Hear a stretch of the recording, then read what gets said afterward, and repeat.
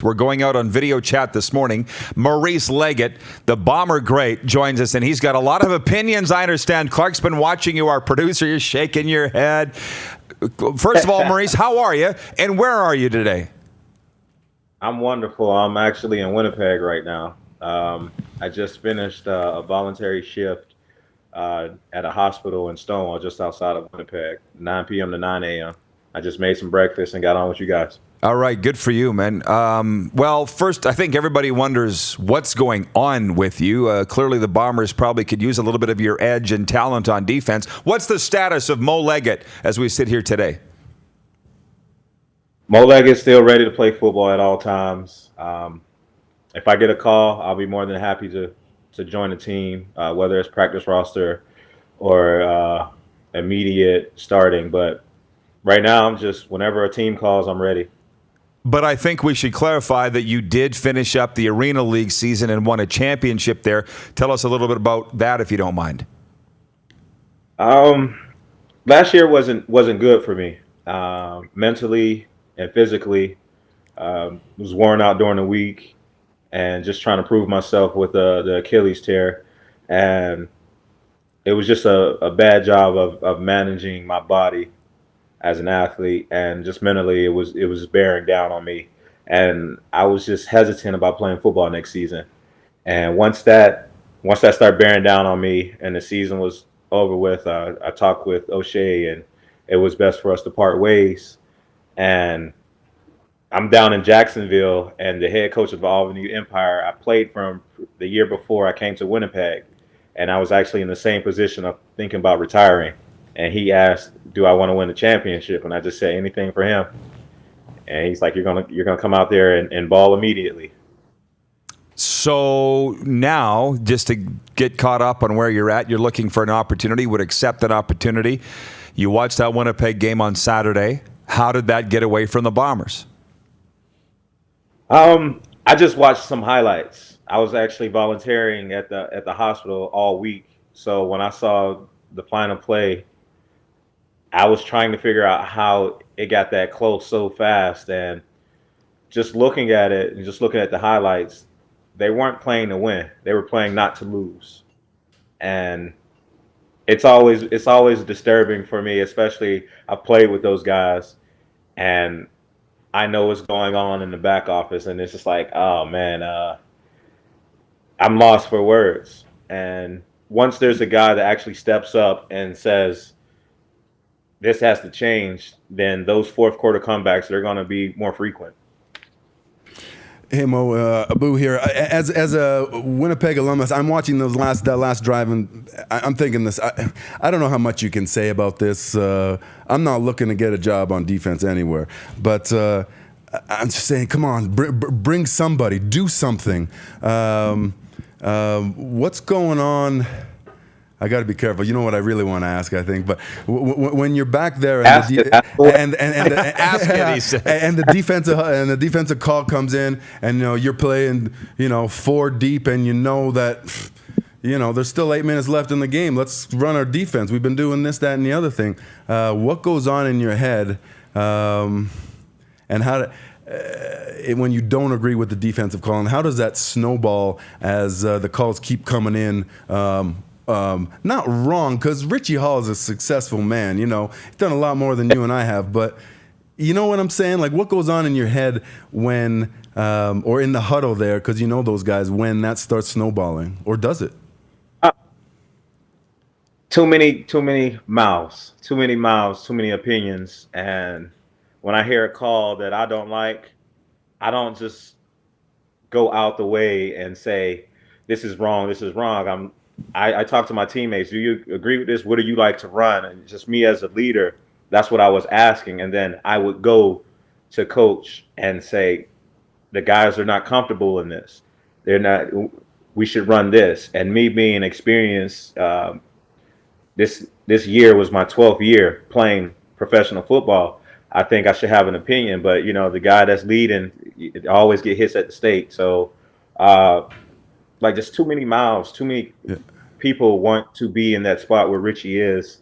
And once that happens, it trickles down, and there's no communication about how they actually feel, and they're And very and that, they're just playing soft about it. So, hopefully those guys will turn it around. so maybe the defense isn't playing the defense as hard as they can. That's what I I'm. mean, if you make It's it, one or the other, if right? Richie calls a call, if Richie makes a call, and I played for Richie for a long time, and I've studied Richie, and I hear a call, especially in that fourth quarter, and you're playing cover four. I'm like, what's Richie doing? It's not just Richie, and I always go to bat for him, Yeah. and I'm like, that's not Richie's call, especially with the guys that he has, the type of talent he has. He's not just going to sit back and just wait for them to make a mistake. He wants to bring it to them. Now, I'm pretty sure you were, I'm not sure if you were the play caller, but I know you had some authority in that defensive backfield. How much power do you have as a 10-year guy when you're to change the defense, to maybe rotate coverage or something, and play within the framework of the call, but completely change the call, change what guys are doing? How much freedom is there? Well, I had some freedom until last season. I didn't have the freedom. I didn't have the authority to it. But it's also on coaching.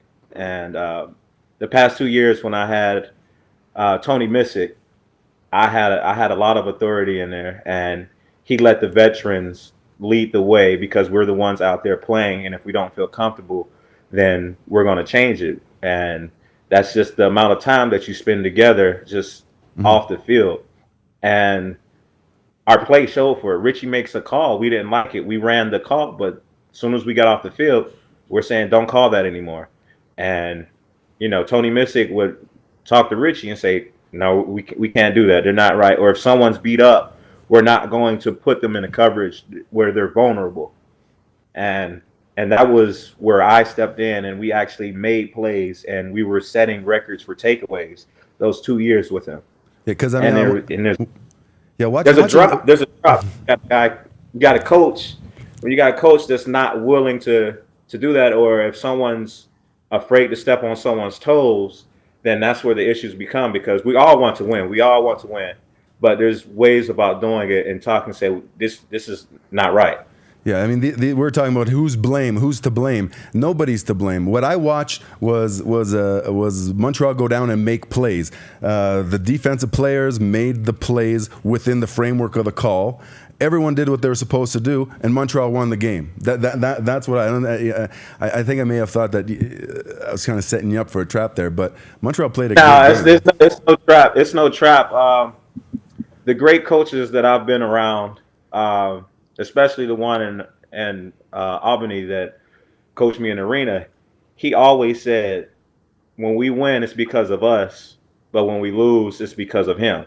And that is relieving for a player, knowing that we can actually make chances out there and stuff like that. And I don't see that with the staff going on, and because everyone's scared of losing their jobs or just being burned at the stake. Well, Maurice, what's it going to take, in your opinion, for Winnipeg to get to the Grey Cup and win it? You've been in those big fall games. They're 9-4 now. I think a lot of it's between their ears. The talent is there. I guess if you were in charge, what would you do right now in the final, what are they at, 5 games? I would just let them play to their strengths and relax. The closer and closer you get, the more excited you get, and then you think you have to switch things up. Just continue doing the same things as you were doing at the beginning of the season, and everything will fall into place. That's tough. It's tough right now, though, isn't it? When you talk about the pressure and guys are worried for their jobs, it's very difficult to go back to that mindset, I would think, at the start of the year when they were dominating. It is. It's very tough, and I'm still going to be me. But if there was an issue, you talk to them one on one, and someone has to get burned for it, regardless of the situation. Someone's going to get burned for it, and who is the person that's actually bold enough to actually step up and say it? Because that's what's going to have to happen, whether they like it or not. You're not going to like everything someone says, and you have to actually just step up and say, all right, I have to lead the ship, and we're going to ride out like this. Well, interesting. The most fun games are ahead. Maurice, I hope that after 12 years that your career's not over. It might be. That's a long time. I hope you're grateful for that. But I hope to see you on a field again, too, if that is what you'd like.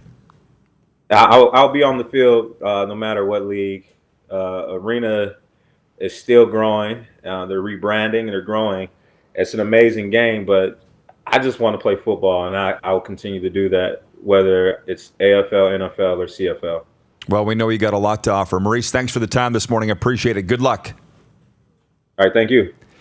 You're watching Rod Pedersen On Demand. For more of The Rod Pedersen Show, visit rodpedersen.com or follow Rod Pedersen on social media.